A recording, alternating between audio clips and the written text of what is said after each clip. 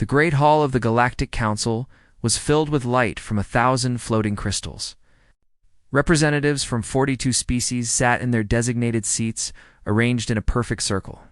At the very back, in the smallest chairs, with the worst view, sat the human delegation. Ambassador Tay had been coming to this hall for 30 years. His hair had turned gray in service to humanity's place among the stars. He remembered the first day he walked through these doors as a young man full of hope. Now he was 58 years old, and that hope had become something quieter, something more tired. "The council will now hear the petition from the human collective," announced the speaker. A tall machine that translated all languages into one dot. Tay stood up slowly. His bones ached from the cold they kept the chamber at.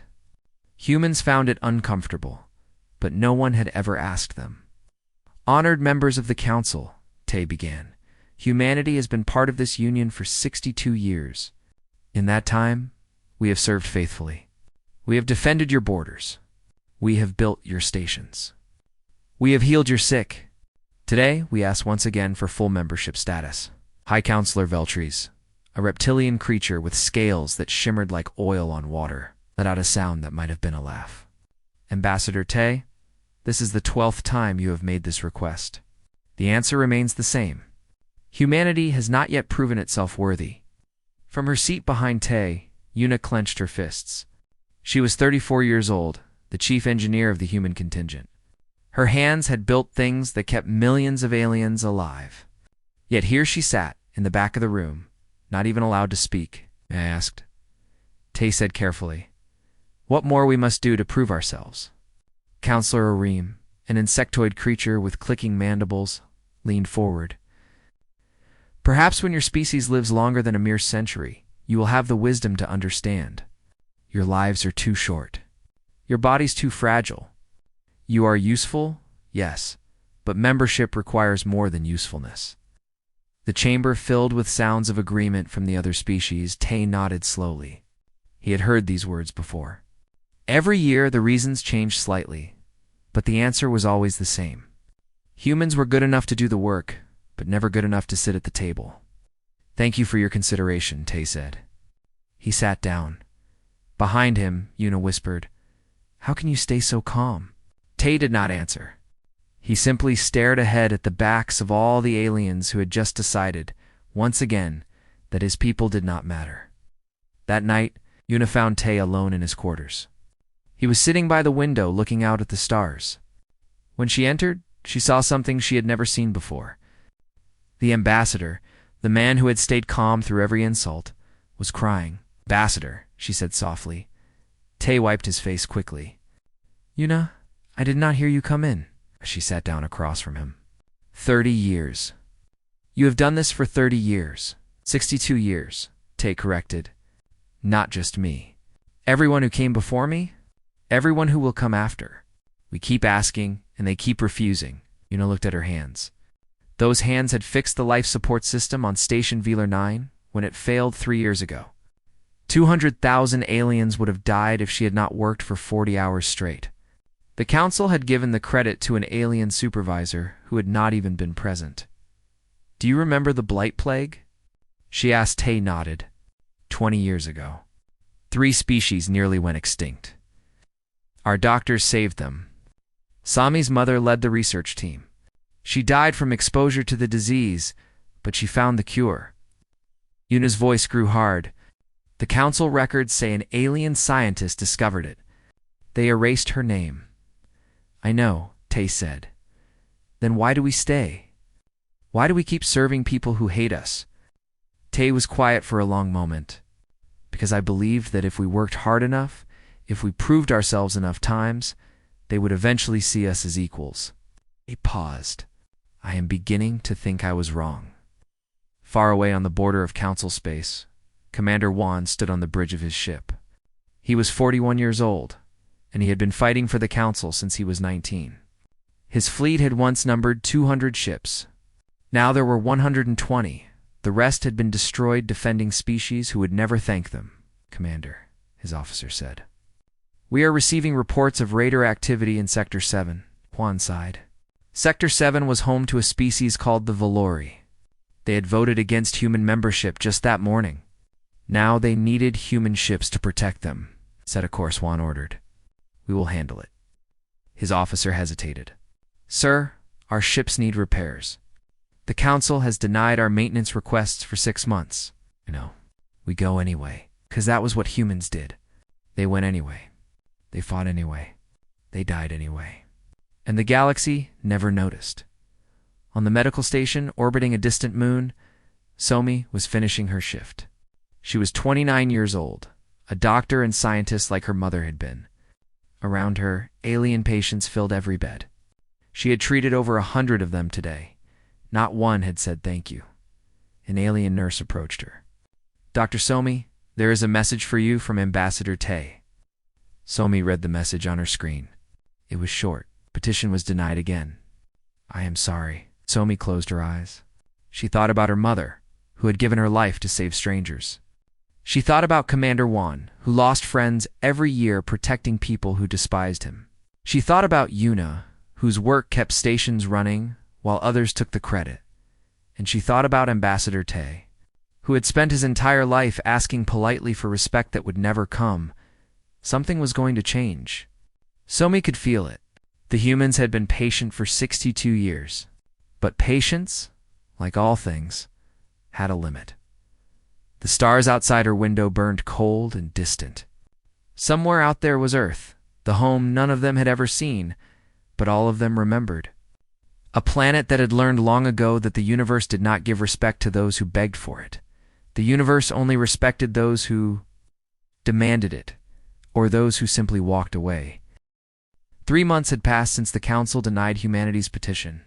In that time, nothing had changed. Humans continued to work. Humans continued to serve. Humans continued to be ignored. Then the Koroth came. The council chamber was in chaos when Tay arrived. Representatives were shouting over each other. The floating crystals flickered with emergency red light. High Counselor Veltries was trying to restore order, but fear had made everyone forget their manners. Silence. Veltries finally roared. The chamber went quiet. We have confirmed reports. The Koroth swarm has been detected moving toward Council space. They will reach our outer territories within 60 days. The Koroth were ancient. They were hungry. They consumed entire planets and moved on, leaving nothing behind. The Council had avoided them for centuries by staying out of their path. Now, for reasons no one understood, the swarm had changed direction. Counselor Orim stood up. We must mobilize our fleets immediately. Every species must contribute ships to the defense line, Greed Veltries said. We will send the orders today. Tay raised his hand. Veltries looked at him with obvious annoyance. Yes, Ambassador. High Counselor, the human fleet has been defending the Outer Rim for 20 years. We have already lost 40% of our ships. Before we commit more forces, I request that the Council consider providing resources for repairs and reinforcements. Ori made a clicking sound of disgust. The humans always want something. Can you not simply do your duty? We have done our duty, Tay replied calmly. We have done more than our duty. I am asking for the means to continue doing it. Veltries waved his claw dismissively. Your request is noted. Now, we must discuss the deployment strategy. The human fleet will take the forward position, as always. They are best suited for direct combat. Best suited. Tay knew what that meant. Humans were considered expendable. Their lives were worth less than others. Commander Juan received his orders that evening. He read them 3 times, hoping he had misunderstood. He had not. The human fleet was being ordered to hold the line against the Koroth, while the other species positioned themselves safely behind. No reinforcements were coming. No repairs would be made. The Council expected him to sacrifice his ships and his people to buy time for species who had spent 60 years looking down on them. Juan called his officers together. How many ships do we have that are fully operational? 87, Commander. The rest need repairs we cannot make. And our crew. Tired, sir? Many have not seen their families in years. Morale is low. Juan nodded slowly. He thought about all the battles he had fought, all the friends he had buried, all the times the Council had taken human sacrifice for granted. "Send a message to Ambassador Tay," he said finally.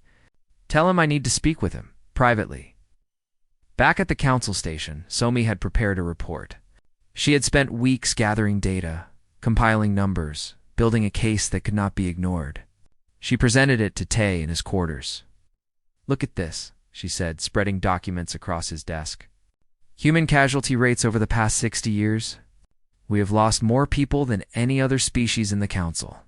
Per capita, our deaths are 17 times higher than the average." Tay studied the numbers. They confirmed what he already knew in his heart. "And look at this," Somi continued. "Human contributions to medical research. Our scientists developed cures for 32 diseases. 28 of those cures were credited to alien researchers in official records. Yuna was there too. She added her own documents. Human engineering projects. We built or repaired 63% of the stations currently in operation. The Council database lists human involvement in only 12% of them."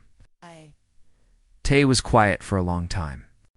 "You want me to present this to the Council?" "Yes," Somi said. "They cannot ignore the evidence."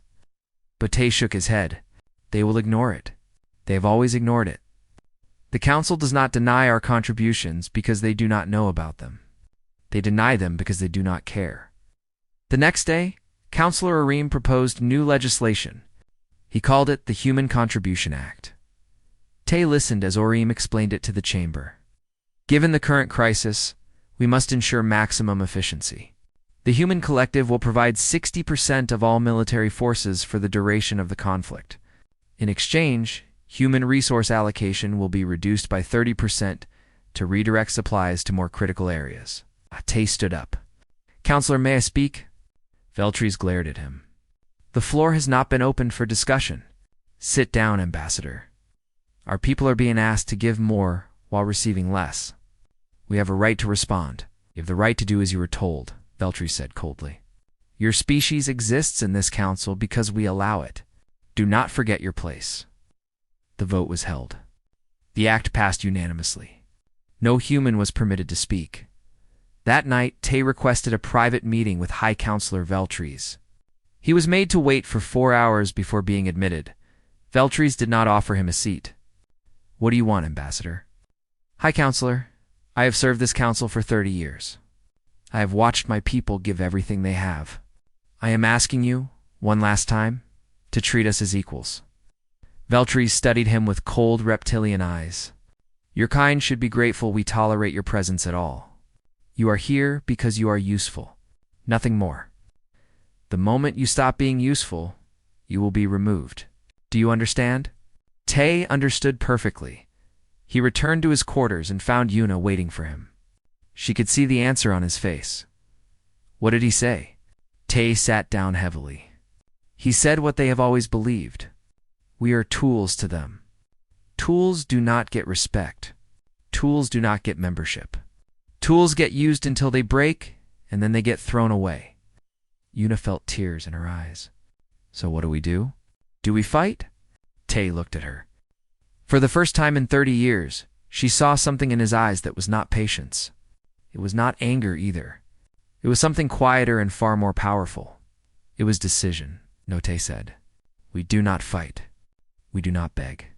We do not argue." Stood up and walked to his communication terminal. "We leave. Leave. Just like that?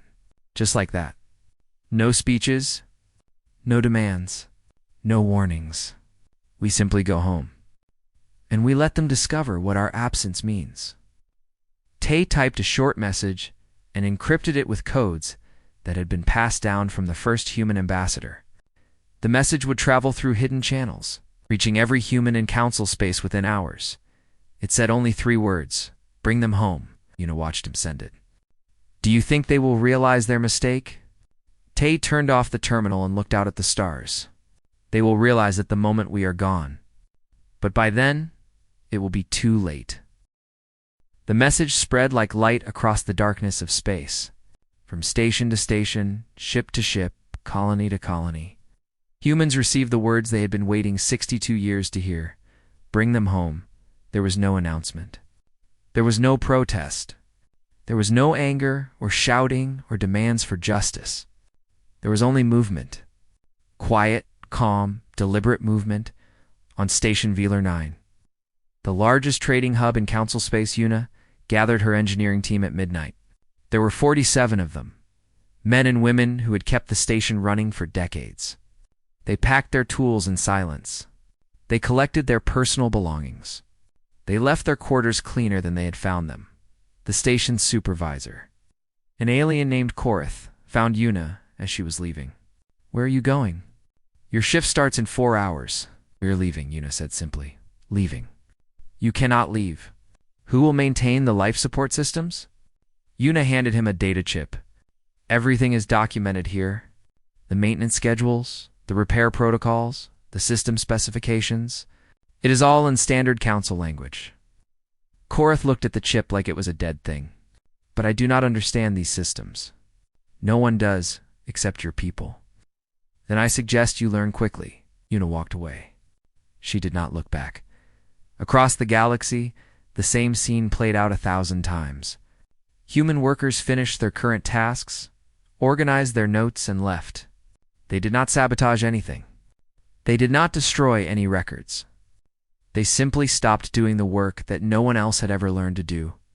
Commander Dwan received his orders from Tay at the same moment as everyone else. He gathered his captains in the briefing room of his flagship. "We are withdrawing," he told them. "All ships. Effective immediately." Captain Jisoo, a woman who had served with Juan for 15 years, spoke first. "What about the Korath?" "They are less than 60 days away." "The Council has 42 species," Juan replied. "They can defend themselves." "Can they?" another captain asked. "They have always relied on us." Juan's face was hard. "That is no longer our problem." The human fleet began its withdrawal within the hour. 120 ships turned away from the border they had defended for 20 years. They moved in perfect formation, silent and orderly. Heading toward coordinates that only humans knew, the Council had never asked where Earth was located. They had never cared. Now they would learn that some questions should have been asked while there was still time at the Galactic Medical Hub. Somi was transferring her patients to alien doctors. She had worked through the night, making sure every case file was complete, every treatment plan was clear. She was not going to let anyone die because of her departure. An alien doctor grabbed her arm as she was leaving. "You cannot do this. There are patients who need you. The plague variant in Sector 12, only you know how to treat it." Somi gently removed his hand. "I have written everything down. The treatment protocols, the medication dosages, the warning signs to watch for. Everything you need is in the files. But files are not the same as having you here." "No," Somi agreed. "They are not." She walked out of the medical hub without another word. Behind her, she could hear the sounds of panic beginning to spread. Ambassador Tay was the last human to leave the Council station. He walked through the Great Hall one final time, his footsteps echoing in the empty space. The floating crystals cast their light on rows of empty seats. Where the human delegation had sat for 6 decades, Tay approached the small flag that hung behind those seats. It was a simple design, a blue circle on a white background, representing Earth in its place in the stars. He had looked at that flag every day for 30 years. He had believed in what it stood for. Now he took it down, folded it carefully, and placed it inside his coat. Kasara found him as he was walking toward the departure bay. She was an avian ambassador, one of the few council members who had ever shown humans any kindness. Her feathers were ruffled with distress. "Ambassador Tay, please," she said. "Tell me this is not true. Tell me your people are not leaving." "What?" Tay stopped walking. He looked at her with tired eyes. "It is true, Kasara. We are going home." "But why? What has happened?" "Nothing has happened." "That is precisely the problem. For 62 years, nothing has changed. We have given everything, and we have received nothing in return. We are tired of waiting for respect that will never come." Kasara's wings trembled. "Where will you go?" "Home, to Earth. To the place where we are not tolerated. The place where we belong. But the Council needs you." The Korath are coming. The stations will fail without your engineers. The sick will die without your doctors. Tay looked at her with something that might have been pity. Yes, they will. And perhaps then the council will finally understand what they had. What they threw away. He continued walking. Kasara followed him. Tay, please. I know the others have been unfair. I know they have treated your people badly. But surely there is some negotiation. Some agreement. There is nothing. Reached the departure bay where a small transport was waiting. We asked for respect. We were given contempt. We asked for equality. We were given servitude. We asked for recognition. We were erased from history. He turned to face her one last time. We are done asking. Yuna was waiting at the transport. She saw Kasara, and her expression hardened. Ambassador, we need to leave. Tay nodded. He started up the ramp, then paused. Kasara, you were kind to us. I want you to know that I remember that. My people remember that. Then stay. Help us make things right. It is too late for that. Tay took out a small data chip and pressed it into her feathered hand. This is a personal message. For you only. Read it when we are gone. Then he walked up the ramp. The door closed behind him. Kasara stood alone in the departure bay as the transport lifted off. She watched it join the stream of other human ships leaving the station. Hundreds of vessels, moving in silent formation toward the unknown. She looked down at the data chip in her hand. Then she looked up at the departing fleet. The great hall was in chaos when she returned. Representatives were shouting questions that no one could answer. Where had the humans gone? When were they coming back? Who would do their work? High Counselor Veltries was trying to restore calm. This is a temporary situation. The humans are making a statement. They will return when they realize they need us. But Kasara knew better. She had seen the look in Tay's eyes. There had been no anger there, no resentment, no hope for negotiation. There had only been finality. She found an empty room and opened the data chip. Tay's face appeared on the screen. Kasara, he said, if you are watching this, then we are gone. I want you to know that I do not blame you for what has happened. You tried to help us. But one voice cannot change a chorus of contempt. He paused, and she saw 62 years of pain in his eyes. The council will suffer because of our departure. I take no joy in that, but we could not stay. A people cannot survive forever on hope alone. Sometimes they must simply choose to live. The message ended. Kasara sat in the darkness for a long time. Outside, the chaos continued, but she already knew what the others would soon discover. The humans were not coming back, and everything was about to fall apart. The first day after the humans left, the council told itself that nothing had changed. High Counselor Veltries gave a speech about unity and strength. He said the departure of one minor species would not affect the great machinery of galactic civilization. He was wrong. On Station Velar 9, the life support systems began to fail 12 hours after Yuna's team departed. The alien supervisor, Korath, tried to follow the instructions on the data chip, but the documents were written in technical language he did not understand. The systems had been modified by human engineers over decades, customized in ways that were not in any manual. The temperature began to drop. The air recyclers slowed. 200,000 residents felt the cold creeping into their quarters. Korath sent an emergency message to the council. We need human engineers immediately. The station is dying. The council sent alien technicians. They arrived and stared at the machinery like children looking at the stars. They pressed buttons that did nothing. They pulled levers that made things worse. By the end of the first day, Station Velar 9 had begun emergency evacuation. Ships filled with frightened civilians fled in all directions. 3 vessels crashed into each other in the chaos. 400 people died. On the border, the Korath swarm continued its advance. Council commands sent orders to the remaining fleets. Defend the line. Hold position. Do not retreat. But the alien captains had never fought the Korath before. For 20 years they had stayed behind the human fleet, safe and protected. Now they were alone, and they did not know what to do. The first battle lasted 6 hours. The Council fleet was destroyed. 3 colony worlds fell before anyone could mount a second defense. Millions of people were consumed by the swarm. Their screams were broadcast across every channel before the signals went silent. High Counselor Veltries called an emergency session. The Great Hall was half empty. Many representatives had fled to their homeworlds, hoping distance would protect them. "We must contact the humans," Counselor Orem said. His voice was shaking. "We must bring them back." Veltries slammed his claw on the table. "We will not beg primitives for help. The Council has survived for 10,000 years. We will survive this."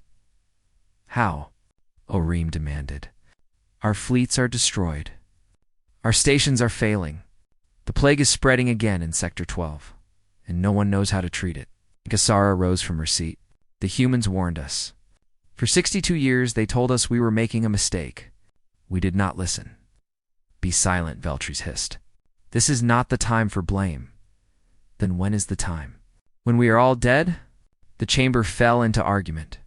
Species blamed each other. Old grudges surfaced. The unity that Veltries had promised was falling apart. 2 weeks after the departure, the fuel shortage began. The Nerith mines, which had provided 73% of the Council's energy supply, sat silent. Human miners had operated those facilities because no other species could survive the harsh conditions. Now the machines sat idle, and no one knew how to restart them. Ships began running out of fuel. Trade routes collapsed. Worlds that depended on imports started to starve. Counselor Orem's species was among the first to suffer. They had built their entire economy on trade. Without ships to carry goods, their people began to die. Orem appeared before the Council, his proud shell cracked and dull. "We must find the humans. We must apologize. We must offer them whatever they want." "And what do we offer them?" another counselor asked. "Full membership. Equal rights. Everything we denied them for 60 years. Yes, all of it." "Whatever it takes?" Dries shook his head. "Even if we wanted to bring them back, we cannot. We do not know where they went." The chamber went silent. "What do you mean?" Orem asked. "The humans never told us where their homeworld is located. In 62 years of membership, they never revealed the coordinates of Earth. We have no way to find them." The silence that followed was the sound of realization.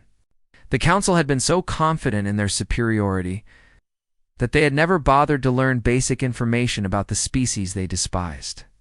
They had treated humans as tools, and tools did not have homes. Tools did not have secrets. They had been wrong. Kasara stayed behind after the others left. She accessed the Council's historical archives and began searching. She wanted to understand how this had happened. How a galactic civilization had become so blind. What she found made her sick.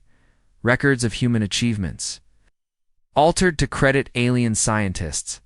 Reports of human casualties filed under acceptable losses. Petitions for equal treatment denied without discussion. Complaints about working conditions ignored and buried in the oldest files. A document from the first human ambassador, a woman named Heian. It was a letter she had written after humanity's first year in the Council. "They do not see us as people," Heian had written. "They see us as servants who happen to be useful. I fear that if we are not careful, we will spend generations serving a civilization that will never accept us. We must keep our secrets close. We must never tell them where Earth is located, because someday we may need to disappear. And when that day comes, we must make sure they cannot follow." 62 years ago, the first ambassador had seen the truth. She had prepared for this moment. She had known that eventually, humanity would have to choose between servitude and freedom. Kasara closed the file and wept. 1 month after the departure, Council sent a message into space. It was broadcast on every frequency, aimed in every direction, aimed in every collective. "The Galactic Council requests dialogue. We acknowledge past mistakes. We wish to negotiate. Please respond."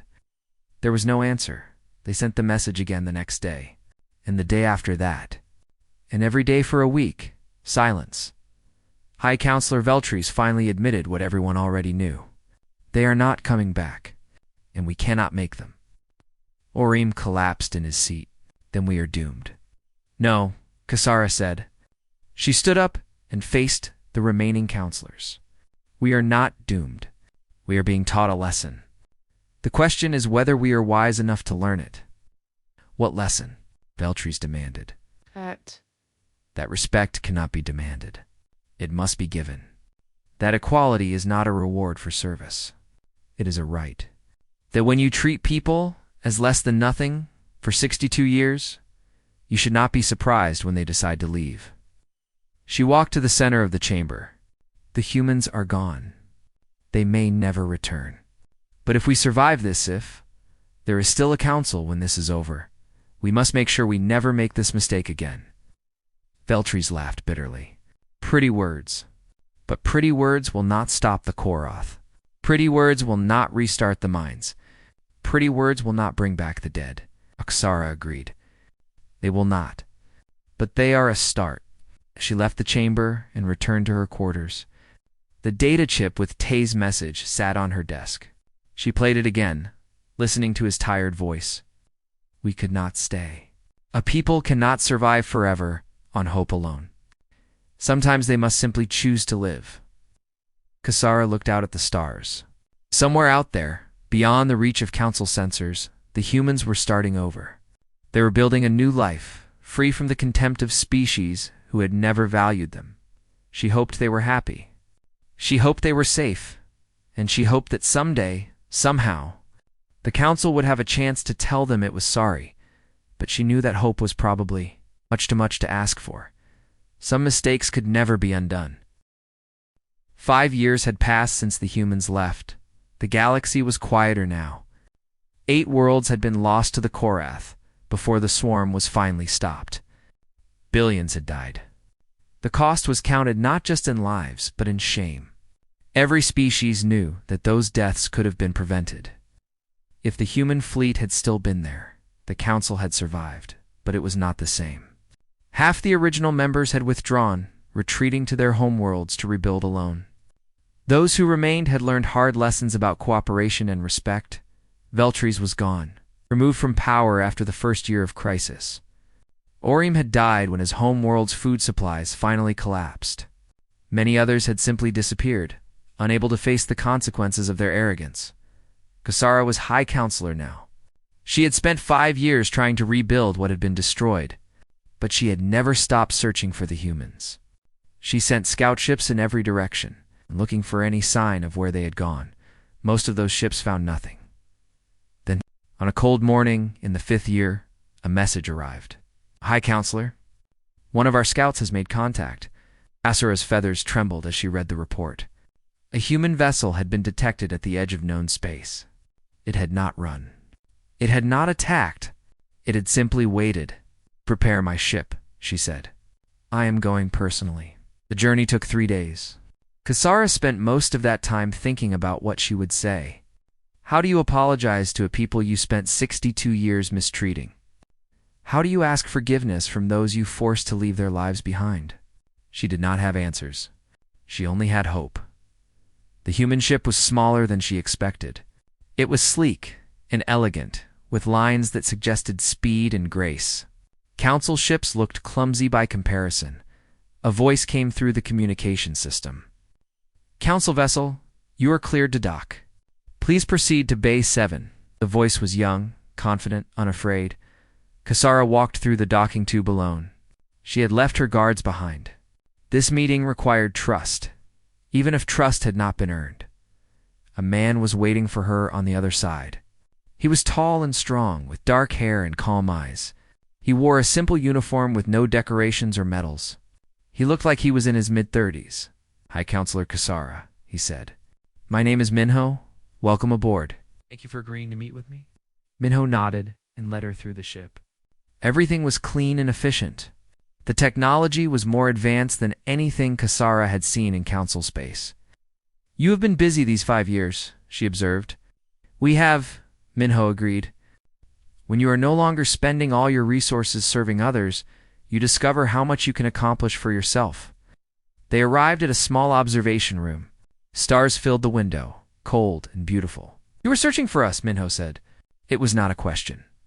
"Yes, for 5 years. We know. We have been watching your ships." He sat down across from her. "My mother told me you would come eventually, your mother. Yuna, she was the chief engineer on Station Villernin." Kasara remembered. Yuna. She remembered the hard look in her eyes as she walked away from the station she had kept running for years. "Is she well?" "She has built 3 new stations for our colonies. Better ones than anything she made for the council." Kasara was quiet for a moment.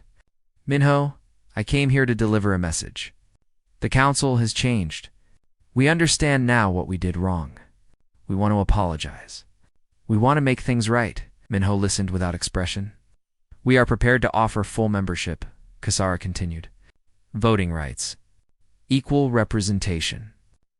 Access to all council resources. Everything your people asked for and were denied. And what do you want in return? Nothing. It is not a trade. It is an acknowledgement that we were wrong." Minho stood up and walked to the window. For a long moment, he was silent. "My mother told me about the council," he finally said. "She told me about Ambassador Tay, who spent 30 years asking politely for respect. She told me about Commander Wan, who lost half his fleet defending people who despised him. She told me about Somi, whose mother died saving 3 species who erased her name from history." Kasara lowered her head. "I know. I have read the true records. I know what was done. Do you? Do you really understand what 62 years of contempt feels like? Do you know what it means to give everything and receive nothing? To watch your people die for strangers who will not even acknowledge your existence? No, I cannot fully understand. But I am trying." Minho turned to face her. His eyes were not angry. They were simply clear. "High Counselor, I was born after the withdrawal. I have never seen council space. I have never met the species who treated my parents like servants. I have no personal anger toward you," he paused. "But I also have no reason to trust you. The council had 62 years to treat humanity with dignity. You chose not to. Now you come asking for reconciliation because you need us. Because you discovered you cannot survive without the people you despised died." Kasara did not argue. There was nothing to argue against. "So I will tell you what my mother told me to say, if this day ever came." Minho reached into his pocket and pulled out a small data chip. "These are the coordinates to our new colonies. You may visit us. You may trade with us. You may speak with us as equals." He placed the chip in her hand. "But we will not return to council space. We will not serve on your stations or fight in your wars or heal your sick while you take credit for our work. We will not ask permission to exist. We will not beg for respect." Kasara held the chip like it was made of glass. "Is there no hope for reconciliation?" "There is hope, but it will not be given freely. You must earn it. Not through words or promises, but through actions. Through decades of treating other species the way you should have treated us." He walked her back to the docking bay. As she was about to board her ship, he spoke one more time. "High Counselor, my mother wanted me to give you a message. She said you were kind to Ambassador Tay. She said you tried to help when no one else would. I tried. I failed. You did not fail. You planted a seed. It simply took a long time to grow." Minho almost smiled. "Perhaps, in another 62 years, that seed will become something worth harvesting." Asada boarded her ship. As it pulled away from the human vessel, she looked out the window. In the distance, she saw something that made her breath catch. A fleet. Hundreds of human ships, arranged in perfect formation. They were larger and more powerful than anything the council had ever built. They gleamed like silver fire against the darkness of space. In 5 years of isolation, humanity had not just survived, they had thrived. They had become something stronger and more advanced than anyone had imagined. And they had done it without the council's help. Without the council's approval, without the council's permission, Kasara understood then what Minho had been trying to tell her. The council had spent 62 years asking what humanity could give them. They had never once asked what humanity could become without them. Now they knew. She clutched the data chip in her hand and made a silent promise. She would spend the rest of her life making sure the council never forgot this lesson. She would fight for a galaxy where no species was treated as less than another, where respect was given freely, not earned through suffering. It would take time. It would take generations. But it was possible. The humans had proven that. As her ship jumped into faster-than-light travel, Kazara looked back one last time at the human fleet. They were not following. They were simply watching, waiting to see what the council would do next. The next move belonged to the galaxy that had driven them away. Kazara hoped they would make the right choice, and somewhere in the depths of space, on a ship heading toward the new human colonies, Yuna watched the council vessel disappear. Her son stood beside her. "Do you think they will change?" Minho asked. Yuna thought about Tay, who had died peacefully 2 years ago, finally free from the weight of asking for respect that would never come. She thought about Juan, who now commanded the most powerful fleet humanity had ever built. She thought about Somi, who had trained a new generation of doctors who would never have to see their work stolen. "I do not know if they will change," Yuna said. "But I know that we have, and that is enough." She put her arm around her son and looked out at the stars. Home was not a place. Home was the people who valued you, the people who respected you, the people who would never ask you to be less than what you were. Humanity had finally found home, and this time, no one would ever take it away.